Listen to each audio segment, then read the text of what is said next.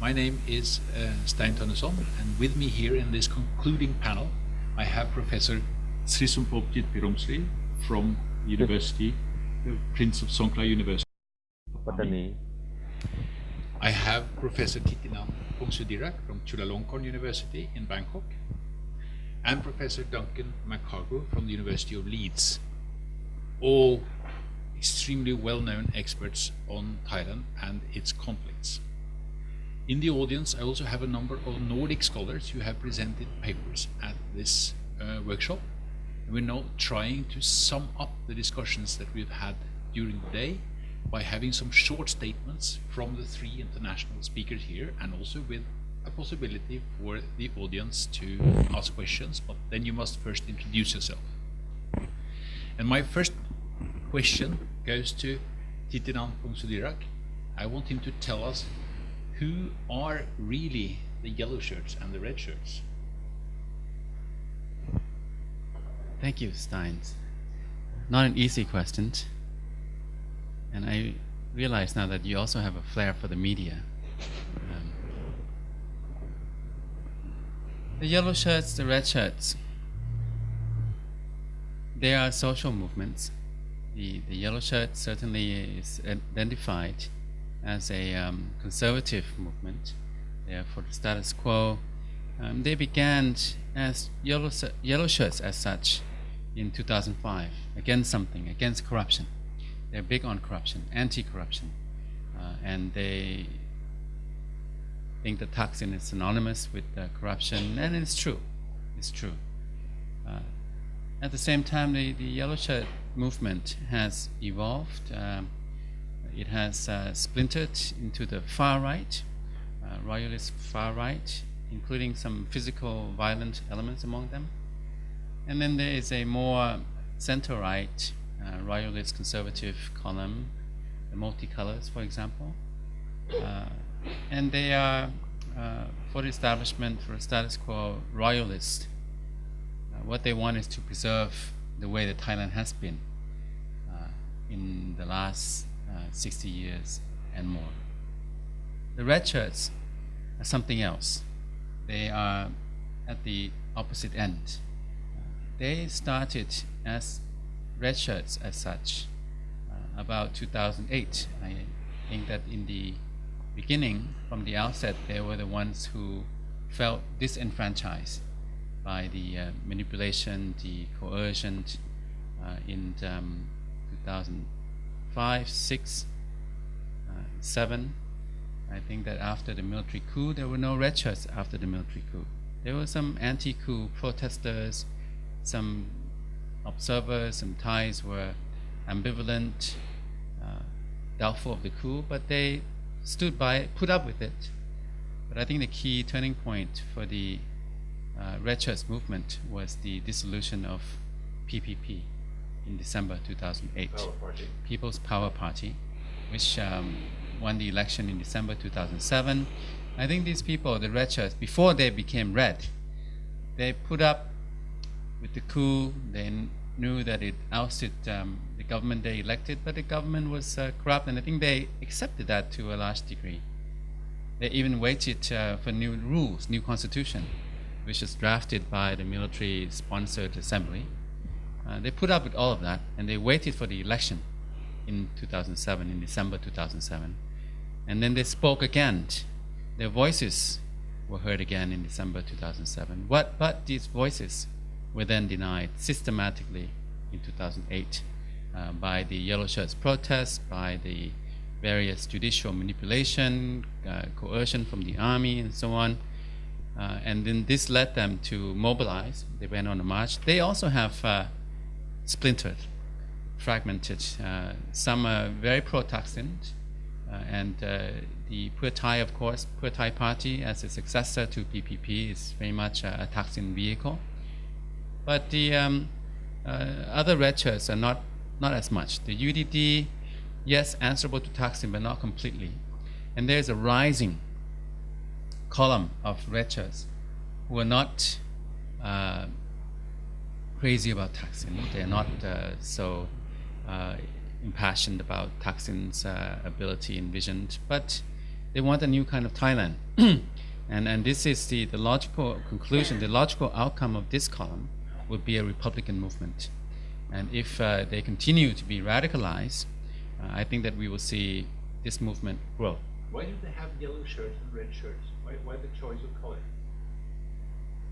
The yellow is certainly the king's color because of his birthday.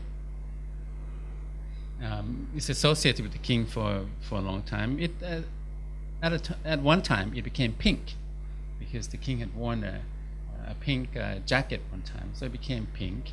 But and then it became multicolors. The multicolors are really the yellow shirts who did not agree with the airport occupation. Yeah. For the red, it's interesting. The red is the symbol of the nation in our flag. Red, white, blue, white, red. But I think that the red shirts, think of red not just a nation, but anti-establishment, the critical of the establishment, anti-military, anti-coup, the people who want to see another kind of Thailand. And the red, of course, is a very blatant, strong color. It's associated in the past, of course, with the communist movement. Yeah.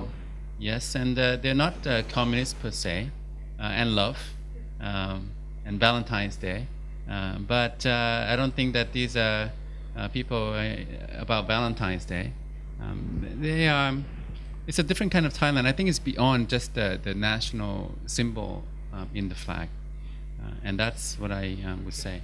And, Duncan McCargo, you have characterized the conflict in Thailand as being between two broad networks, one called Network Monarchy and the other one a Thaksin network. Yes. Are the red shirts representing simply one of them and the yellow shirts the other? Is one left and the other right? Or is that to put it too simple? Okay, well, there's a broad relationship between the quote-unquote yellow shirts and the conservative wing, the what I call network monarchy, which includes the military, much of the bureaucracy, the judiciary, and the Democrat Party, and the red shirts, which are broadly aligned with the quote-unquote pro-Thaksin parties and groups in the society. However, it's of course not that simple. There are people who've crossed between the divide. There are people who have demonstrated different allegiances at different times. There are people who can't be neatly classified because of their particular histories. There are people in the red shirt movement who'd say they are not pro-Thaksin. There are people within the yellow shirt movement who would, say they didn't agree with the coup, and so on and so forth. So you can find all kinds of exceptions, but there's a broad, simplistic sweep. Yellow and red has a close correlation with those two power networks. Yeah. And then Srisompob Jitpiromsri, you come from Bangkok originally, but you are based in the Deep South. Yes. The people that you meet in the Deep South, are they interested in the conflict between red shirts and yellow shirts? They are not quite related to the conflict going on in Bangkok. I mean the people in 3 southern border provinces, the far south. I think they are more into the local conflict and the violence that is going on in the regions, and the core issue about the conflict in the Deep South is quite different from the conflict in the Bangkok or in other regions. But I would say there are many dimensions that could be related to the conflict in Thailand in general. That is a point about the legitimacy crisis, the status of the state in governance. People feel like alienated to the central government, and the acceptance of the government by the local Malay-Muslims pretty low. Have you seen anyone in the South wearing red shirts or yellow shirts?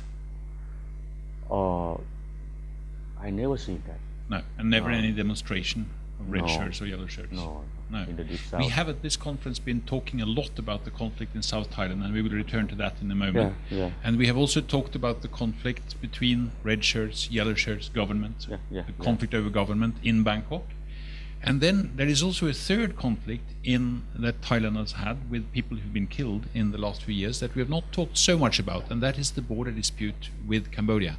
I wonder, Thitinan Pongsudhirak, if you could place this conflict with Cambodia within the picture of the conflicts in Bangkok. Is this something that is mainly because of the yellow shirts? They were the drivers behind the dispute with the incidents at the border with Cambodia?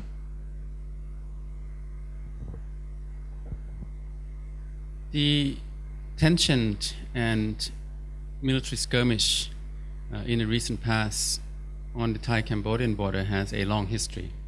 It has a similar history, in fact, to the conflict in the Deep South.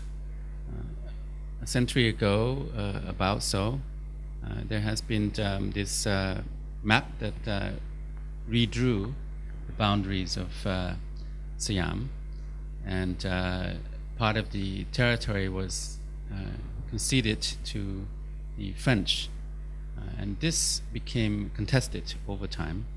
In the Cambodian border controversy, it eventually reached the International Court of Justice, which ruled in 1962 in favor of Cambodia, ruling that the Prabhuhir temple, the temple itself belongs to Cambodia, but the Thai government has never recognized that. They maintain that the soil underneath the temple still belongs to Thailand.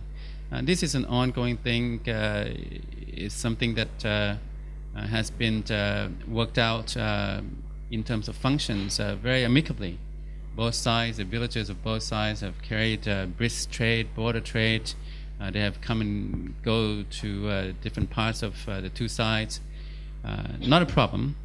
But in the last 6 years since the military coup, this has become a problem. And the problem is that the Thaksin camp, the Thaksin side, has been seen by the yellow shirts as accommodating to Cambodia, to Hun Sen, and Hun Sen and Thaksin happen to have a close friendship.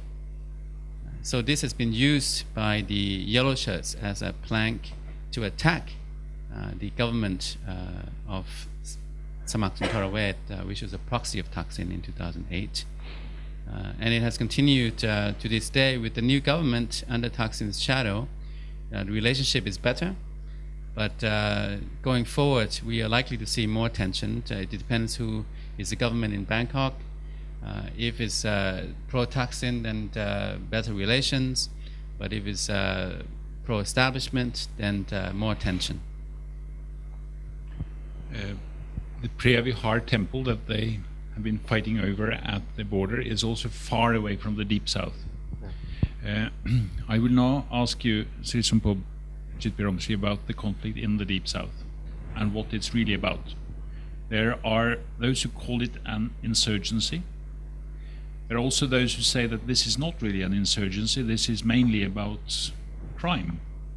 And the crime is related to the illegal drug trade and border trade along the border to Malaysia. And the real problem in the South is not really political, but it is to institute a system of justice.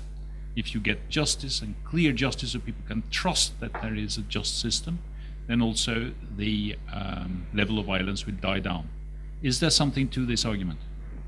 It's a very complex conflict, and the violence have been for, I think, 100 years. And if we look at the historical dimensions and the basic underlying factors that contribute to the violence that's going on right now, I think we should focus on the conflict or the violence that is a consequence of the ethnic and religious conflict that have developed for over years, and as I just say, it related to the problems of the legitimacy of the Thai state to govern these areas, and it's mainly related to the issue about the moral order or moral authorities of the government to this region, and according to our research finding, we have found that we have evidence to support that most of, if not all, violence that occur in the southern regions, the violence that related to the insurgents that have political cause and have political meanings. So the issue about the crimes, drugs, to be considered as the, I would say, it's a circumstance, the circumstance of the violence, but not the core issue or the central issue about the conflict that is going on. And you can see that the crimes and the problem about drugs and traffickers, we have this kind of problems all over Thailand, in the border areas, but in the deep south, there are some kind of, I would say, a structure of violence, a pattern of violence that indicate that the perpetrators of the violence have political meanings to send the message to the central government, to the people in general, that they would like to have something more about the political solutions of the conflict that simmering for over years, and the central government couldn't solve the problem so far. Instead, the central government or the Bangkok try to use the military approach to suppress the problem. That is the thing that is going on right now. I see. So you think it has, the main aspects are political. Yeah. And you have yourself at Prince of Songkla University been doing a very serious and long-standing work on monitoring the conflict in your organization Deep South Watch. Yeah. And you find there that well over 5,000 people have been killed in this conflict in the last 10 years. Yeah, over about almost 9 years. 9 years, that's right. I think I would ask the same question I asked to you to Duncan McCargo, because he will have perhaps an even stronger answer to it. Is it in any way about justice, or is it pure politics? Well, it's a multi-causal conflict, and there's no doubt that lots of different things are involved in this conflict. At the same time, I think everybody can agree there are problems with justice in Thailand, whether in the Deep South or elsewhere. That's a sort of a common factor across Thailand. The question is, why is there this intense violence only in that one area of the country? And my argument would be, based on my own research there, and it's an argument supported by many other people who've been working on this conflict, is that at root it's a political problem. It's a legitimacy deficit.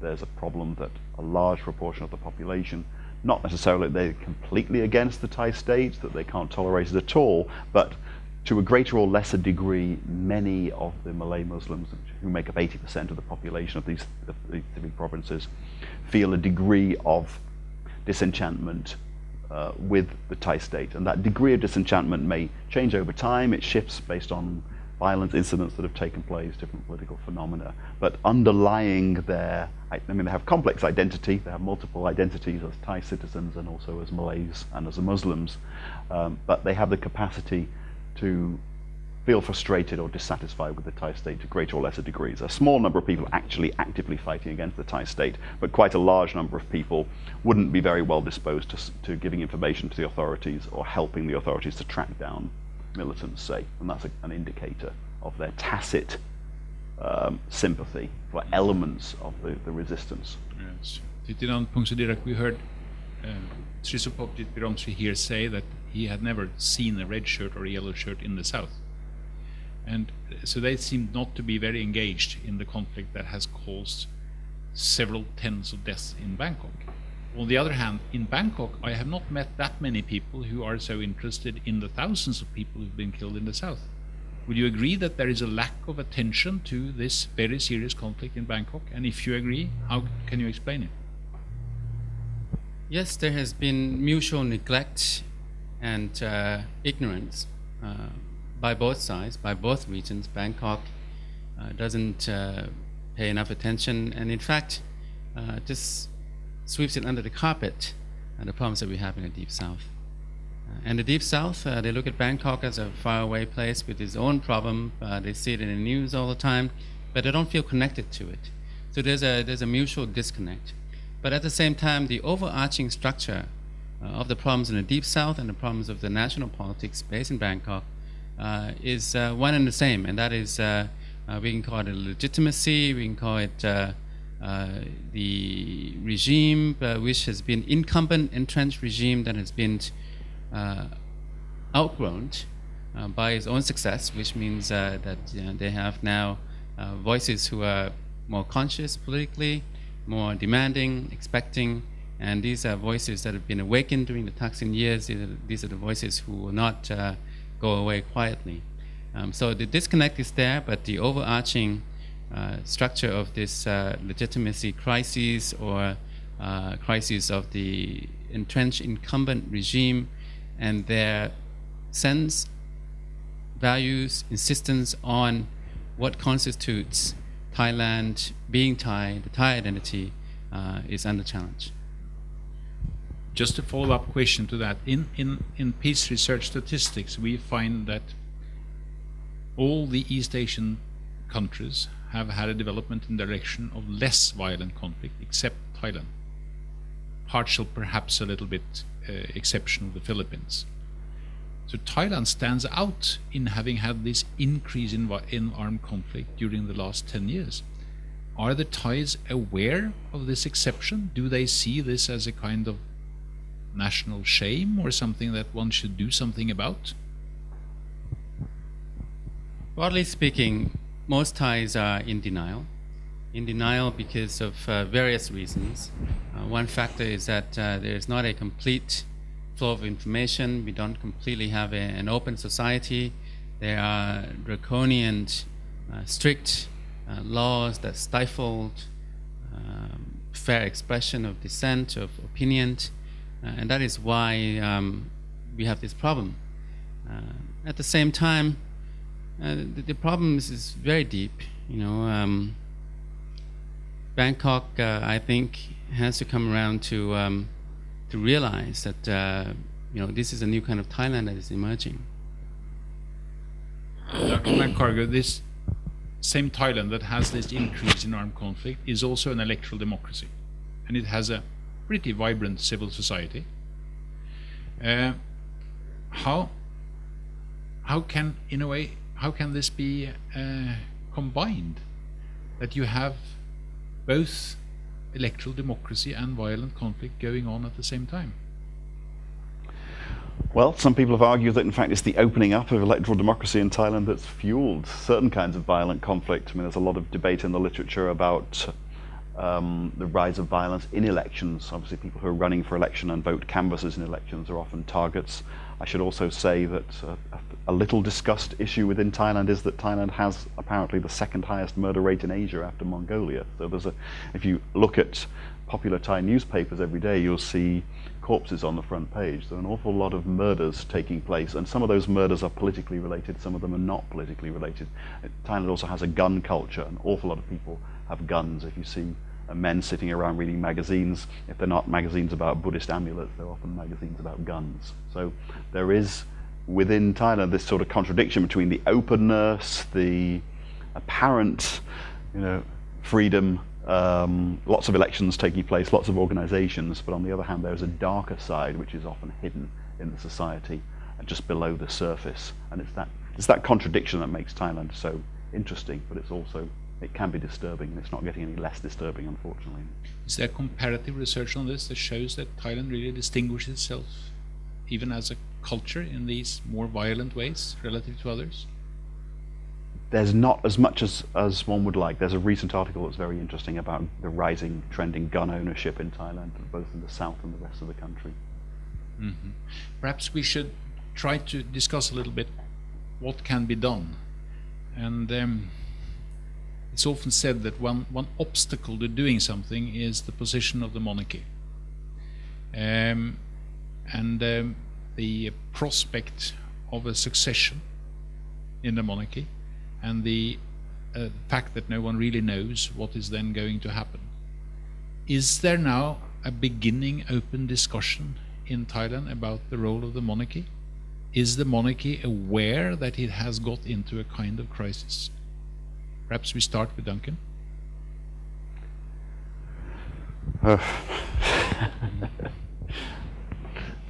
I know it's a difficult topic to discuss. Yeah, if you want to film me, yeah.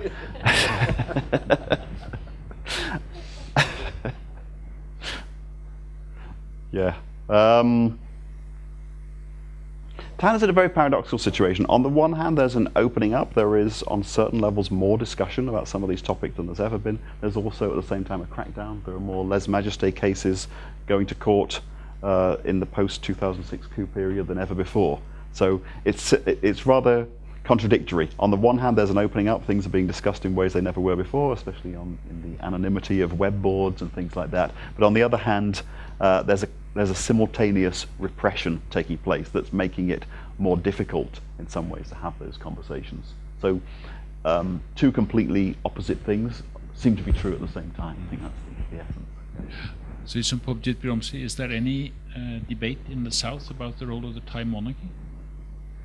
To some extent, the solutions of the southern violence might be connected to the roles of the monarchy in terms of the ideas or the concepts about the sovereignty, single sovereignty or unitary state, because we think about some kind of variations of the local autonomies in the south, in the deep south, and that might have effect on the concept of the sovereignty or the loyal power, because sovereignty of Thailand has been developed from the legacy of the monarchy.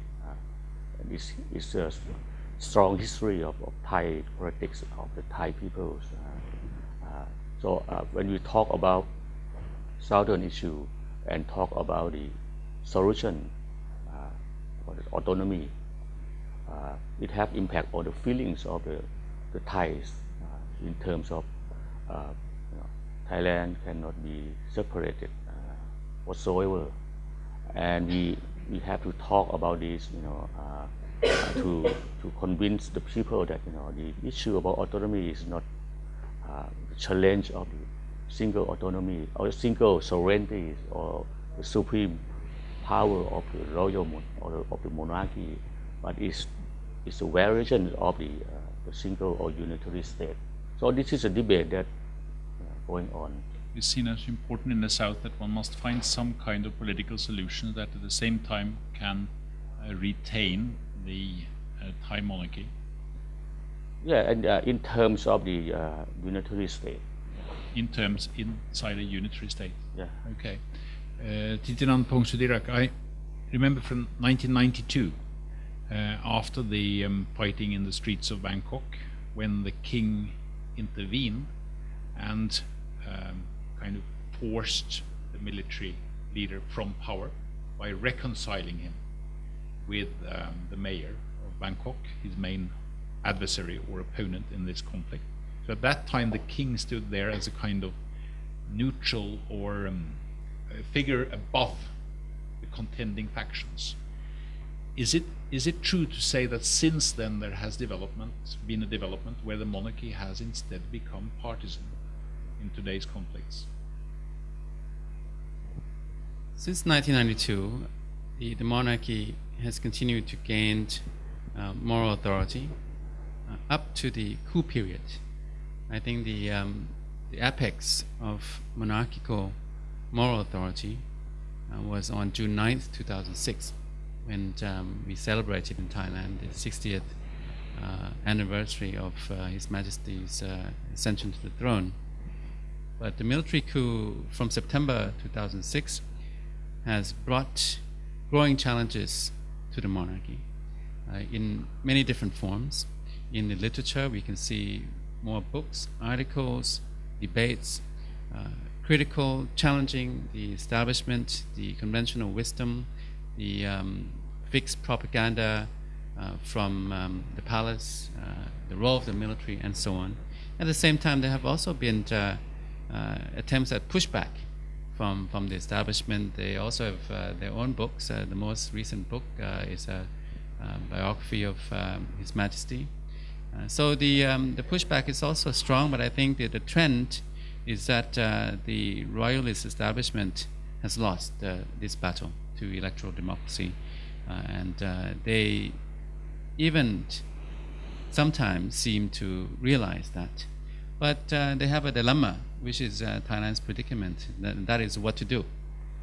Reforms are inevitable, and I think we have to sympathize with the people who are the incumbents, because once they make concessions, they may lose everything. One concession today would be more concessions tomorrow. If some broker, mediator could come in and say that, look, these are the concessions, these are the reforms that could recalibrate monarchy and democracy in Thailand and make them compatible and make them acceptable to the electorate, to the Thai citizens, then they might go for it. But now they're playing it for keeps. They're trying to keep it all at the expense of losing everything.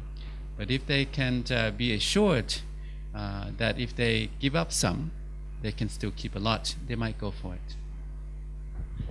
Duncan McCargo, there is one kind of solution that has been proposed a lot as well, and that is to try to take up the ideas from the Truth and Reconciliation Commission in South Africa. So in Thailand there have been several commissions that have been working on truth and or reconciliation. Has this brought at all any positive results? Well, the verdict's still out because we're waiting for the CANIT Commission, the Truth for Reconciliation Commission, to produce its report, which should be out by July. But so far the signs haven't been good that that commission has been able to achieve the sort of thing that people had hoped. They haven't had much success in getting either members of the security forces or, say, leaders of the Red Shirt movement to come and testify in their truth-telling sessions. And one fears that this commission could go the same way as other commissions like the National Reconciliation Commission set up to look into the South, or the KPI's recent reconciliation report, which got into a lot of hot water as soon as it was presented to Parliament. So it's very difficult, apparently, in the Thai context to get people to come forward and talk about the truth of what's happened. It's also rather difficult to see how two sides that are very, very entrenched in antagonistic positions can find any common ground, because the key to any reconciliation process is the finding of common ground, and it's almost impossible to get sort of a list of 3 or 4 basic points that both sides can agree to and get them to sit in the same room and talk about it, as the KPI debacle demonstrated. So the signs are not good, I have to say. I thought also that we should try to end this discussion by looking into the crystal ball and see a little bit what we think may be awaiting us in the future. And when I have listened to the talks and the interventions by the three of you, by Duncan McCargo and Thitinan Pongsudhirak and Srisompob Jitpiromsri during this conference, I have had the impression of 3 quite different research personalities. Duncan McCargo, the skeptic. There is not much room for optimism when one listens to you. On the other hand, you are more of the research observer.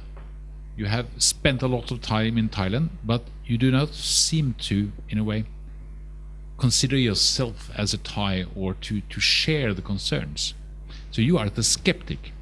Thitinan Pongsudhirak is more the concerned or the worried person who feels responsible for his nation. And he's deeply worried, and I could hear from your presentations that you for some time you were mostly worried about the Thaks inside, which you felt really threatened some values in the society, and then you have been deeply concerned afterwards that the counter-reaction has led to a process that has failed.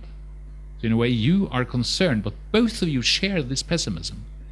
But then I have listened to Srisompob Jitpiromsri, and to my surprise, you who work on the worst of all the situations in Thailand, in the south, you are the most optimistic.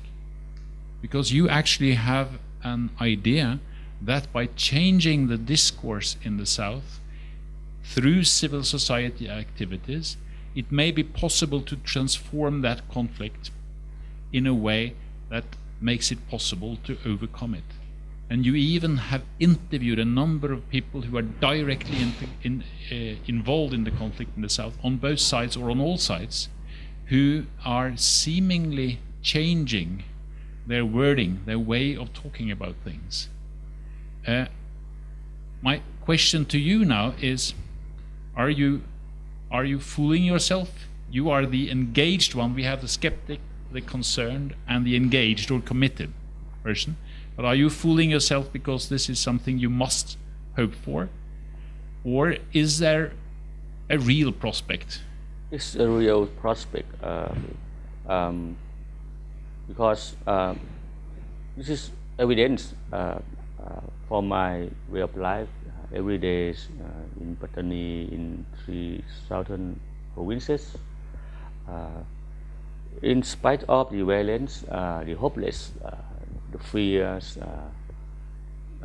there are many people who are still hopeful and work day in day out to get something more better, and things change step by step.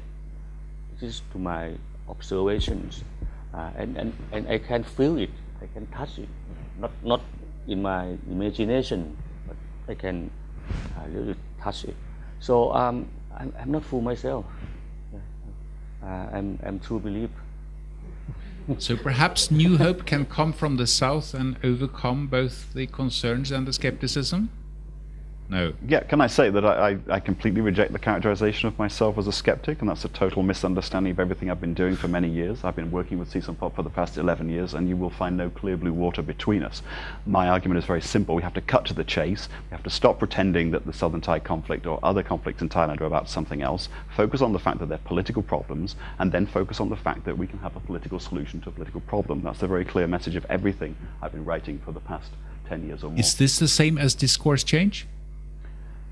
Yeah, but it also goes beyond that. It can be more than a discursive change, and it can be an actual change. And I believe that you can begin in the South to find a solution based on some kind of decentralization of power, which is a model for addressing Thailand's national problems. And Srisompob and I are in complete agreement on this, and have been for many years. Marvelous. But this is good news at the end. Can we share that, Thitinan? Yes.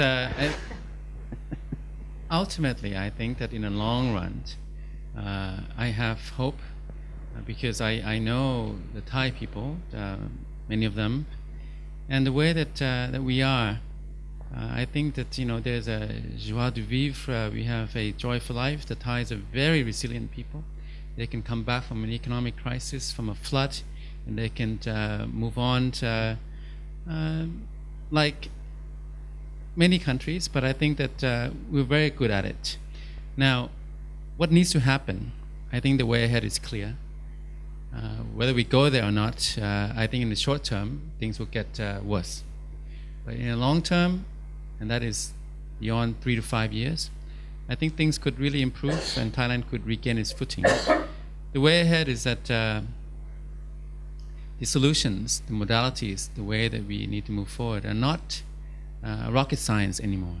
On the South, we're talking about greater autonomy, acknowledgement, recognition, accommodation of long-standing grievances, and there are different modalities. Once you accept that, once the powers that be accept that, and the mindset changes accordingly, then modalities can be found, and we can move forward. Now, for the other conflicts that we have, I think that the big conflict, of course, is this transformation of the role of the monarchy in a irreversible, inexorable democracy. The way ahead is that it has to be reformed. And with the newly reformed, recalibrated constitutional democracy, Thailand can regain its footing and move forward. It has been in a holding pattern for too long. The opportunity cost has been high. Thailand has been marginalized abroad in international relations. And it can do much more, achieve far greater things.